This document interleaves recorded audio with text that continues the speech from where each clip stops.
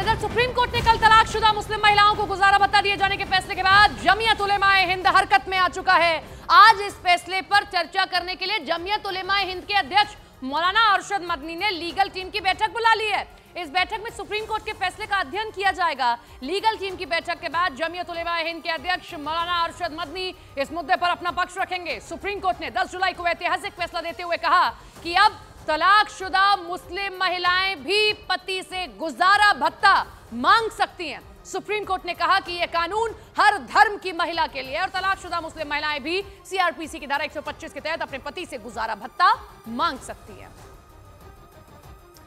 और इस मामले में कोर्ट ने अपने लिखित आदेश में कहा कि सीआरपीसी की धारा 125 मुस्लिम महिलाओं को भी यह अधिकार देती है कि अगर उनका तलाक हो जाता है तो उनका पति उनको गुजारा भत्ता दे, जैसा बाकी धर्मों में होता है। यह धारा सभी गैर मुस्लिम तलाकशुदा महिलाओं पर लागू होती है। और जहां तक तलाकशुदा मुस्लिम महिलाओं की बात है तो अब स्पेशल मैरिज एक्ट के तहत विवाह या तलाक लेने वाली सभी महिलाएं स्पेशल मैरिज एक्ट के अलावा 125 जो सीआरपीसी का एक्ट है उसमें भी आई।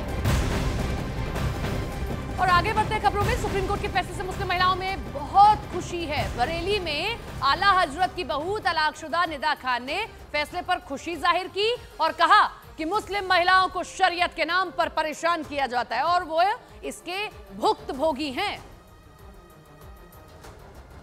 सुप्रीम कोर्ट का फैसला आया है गुजारे भत्ते को लेके, वो बहुत ही बेहतरीन फ़ैसला है मुसलमान महिलाओं के लिए। तो सबसे पहले मैं कहूँगी क्योंकि उन लोगों के जो अधिकार हैं वो शरीयत के नाम पे छीने जाते हैं। जैसे गुजारा भत्ता है, वो कहते हैं कि इस औरत से हमारा रिश्ता नहीं है, हमारे साथ रह नहीं रही है, तो हम इसका गुजारा भत्ता क्यों देंगे। तो मुझे लगता है कि सबसे ज़्यादा ज़रूरी था हम जैसे मुसलमान औरतों के लिए, क्योंकि जिन्हें हर बात पे शरीयत का नाम ले लेके परेशान किया जाता है, कोर्टों में परेशान करा जाता है कि नहीं हमारी शरीयत में मुस्लिम लॉ जिसे कहते हैं उसमें अपनी शरीयत प्लस करके चलते। वहीं इस फैसले पर कोलकाता की नखोदा मस्जिद के मौलाना मोहम्मद शफीक कासमी का कहना है कि सुप्रीम कोर्ट का जो फैसला है उस पर शरीयत में पहले से ही नियम कायदे हैं, लेकिन भरण पोषण वाली बात इस्लामी शरिया के खिलाफ है और मुस्लिम पुरुषों पर ज्यादती है।